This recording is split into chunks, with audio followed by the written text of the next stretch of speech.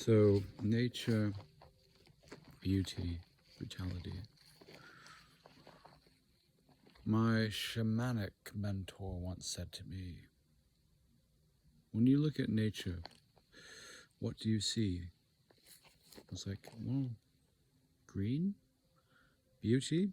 He said, yes, but also decay and death. And indeed, aging is a horrible thing. It's part of nature, it's part of the decay and death. But nature is ultimately cyclical, it's a cycle. A bit like reincarnation. The trees lose their leaves, are barren in the winter, but there are always new leaves to come, new flowers to grow, new bodies to gain. So it's very poetic. The great poets throughout history have all centered their masterpieces around nature, and they've been deeply inspired by nature. In fact, my very first video on this channel was about nature, man, and chi. But here we are again. And nature, of course, as I said, is absolutely beautiful. But in this material world, there is a certain brutality as well. If you watch films like, The Revenant with Leonardo DiCaprio, you will see the beauty, but also the brutality of nature, the harshness, the implacable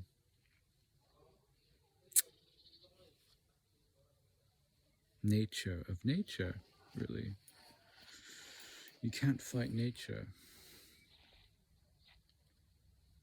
Unless, of course, you surrender to the Purusha.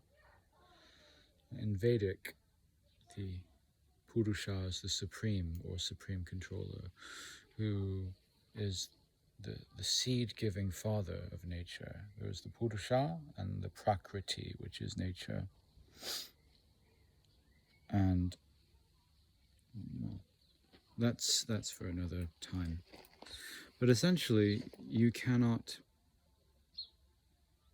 love and embrace and accept nature's beauty without also, well, let's say, you cannot eschew the inevitable, inexorable, irrefutable brutality of nature. And it's brutal. It is shown in feces, it is shown in blood, in sweat. It is shown in fruitless semen that creates nothing. Essentially, nature is our mother, our nurturer, but also nature is that which binds us and confines us. And it is beautiful, but it is also brutal. But it is within this brutality of nature that we must fully integrate our true selves, because without this brutality, there would be no meaning, there would be no emotion, there would be no drive or creativity in life.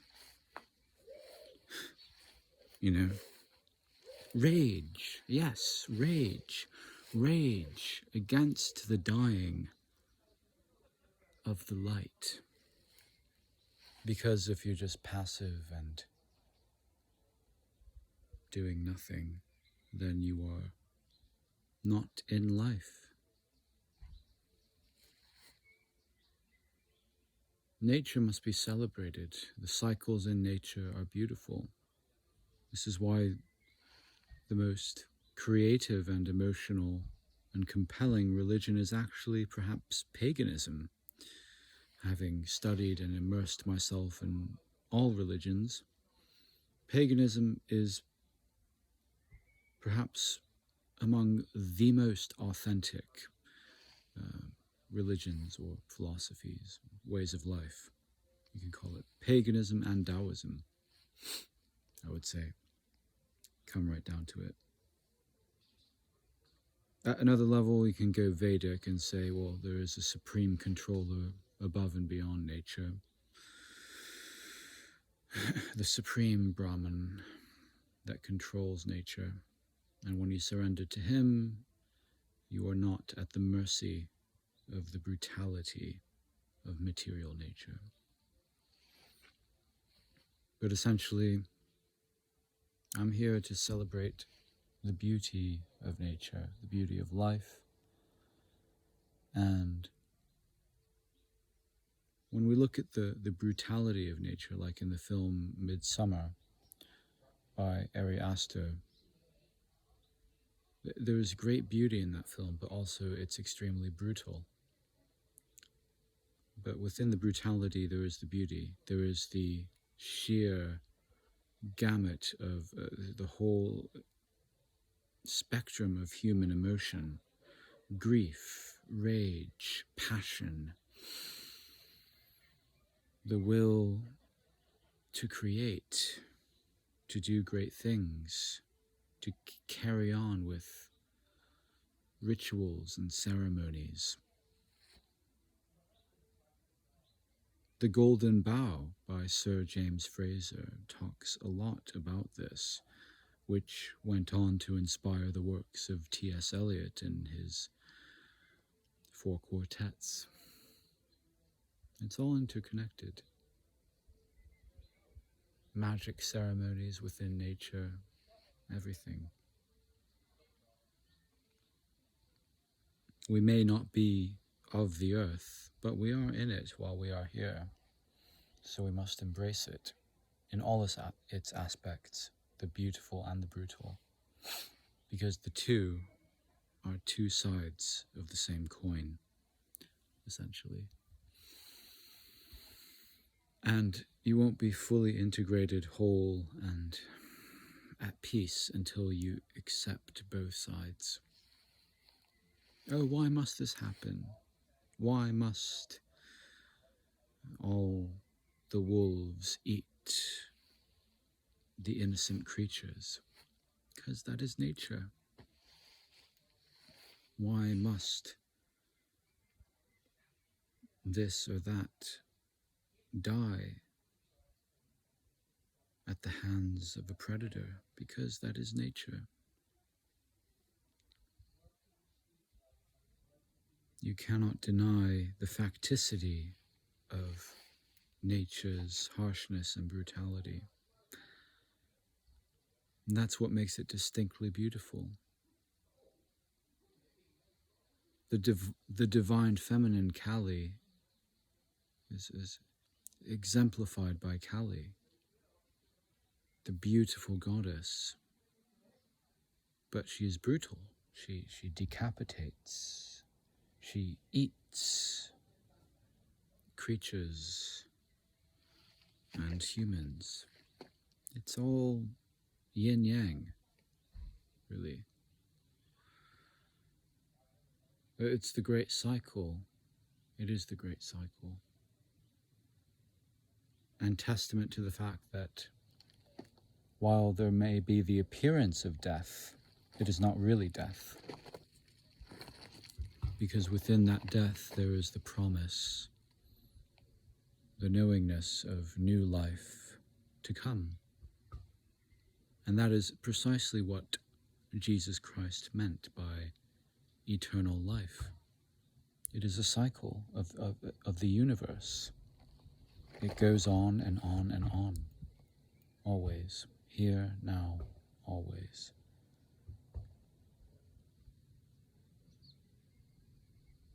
The dancers are all gone under the hill.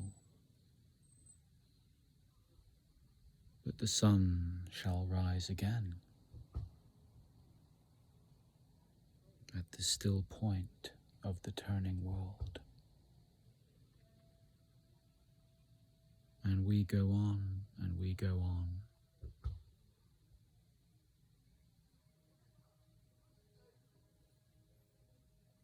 And you must die to be born again into eternal life.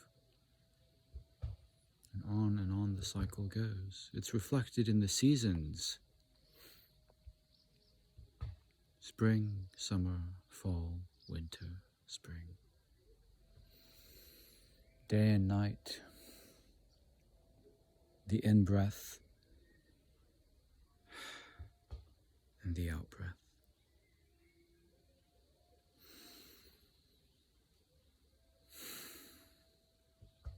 And this is it. And this is it. And you're it. So be free, have fun, and have faith. And may the Force be with you.